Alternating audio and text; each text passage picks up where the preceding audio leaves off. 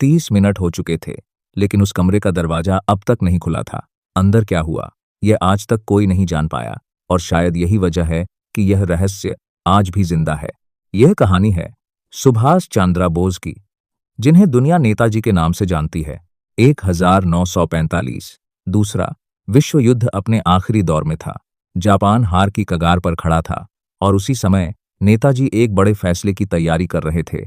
नेताजी का सपना साफ था, भारत को हर हाल में आजाद करना। उन्होंने इंडियन नेशनल आर्मी बनाई और अंग्रेजों के खिलाफ लड़ाई को एक नई दिशा दी। लेकिन अगस्त 1945 में एक ऐसी खबर आई जिसने सबको हिला दिया। कहा गया कि 18 अगस्त 1945 को नेताजी एक विमान में सवार थे, जो ताइवान के ताइहोकू एयरपोर्ट से उड़ान भर रहा था। उड़ान के कुछ ही समय बाद विमान क्रैश हो गया। जापानी अधिकारियों के अनुसार उस हादसे में नेताजी बुरी तरह घायल हुए और कुछ घंटों बाद उनकी मृत्यु हो गई। उनका अंतिम संस्कार वहीं कर दिया गया और उनकी अस्थियां जापान के एक मंदिर में रखी गईं। लेकिन क्या यह सच था? यहीं से शुरू होती है सबसे बड़ी पहेली। सबसे पहले सवाल उठा, कोई ठोस सबूत क्यों नहीं मिला? ना कोई स्पष्ट फोटो, ना कोई आधिकारिक शव, सब कुछ सिर्फ गवाहों के बयानों पर आधारित था। कई लोगों ने इस कहानी पर शक जताया। कुछ गवाहों के बयान समय के साथ बदलते रहे, जिससे और भी संदेह पैदा हुआ। फिर भारत में कई जांच आयोग बनाए गए। पहला बड़ा जांच था शाहनवाज कमेटी, जिसने निष्कर्ष निकाला कि नेताजी की मौत विमान दुर्घटना में ही हुई थी। लेकिन यह रिपोर्ट सभी को संतुष्ट नहीं कर पाई। इसके बाद बना खौसला कमीशन, इसने भी लगभग वही निष्कर्ष दिया। फिर भी लोगों के मन में सवाल बने रहे, क्योंकि कुछ गवाहों ने दावा किया कि नेताजी को विमान में चढ़ते हुए देखा ही नहीं गया था। और यहीं से एक नई कहानी सामने आई। कुछ लोगों का मानना था कि नेताजी उस दुर्घटना में मरे ही नहीं, बल्कि वह बच गए और सोवियत संघ की ओर चले गए।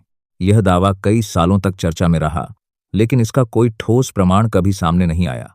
फिर एक और रहस्यमयी कहानी सामने आई। उत्तर प्रदेश के फैजाबाद में एक संत रहते थे, जिन्हें लोग गुमनामी बाबा के नाम से जानते थे।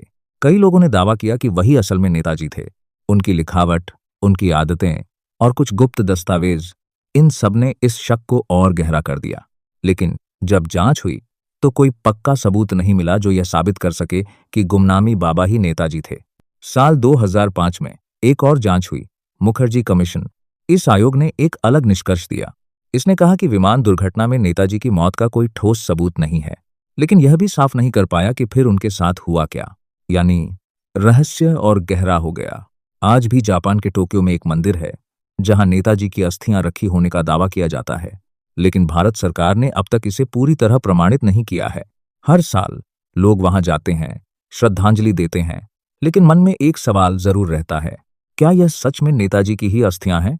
इतिहास के इस अध्याय में सबसे दिलचस्प बात यह है कि इतने सालों बाद भी कोई भी थ्योरी पूरी तरह साबित नहीं हो पाई।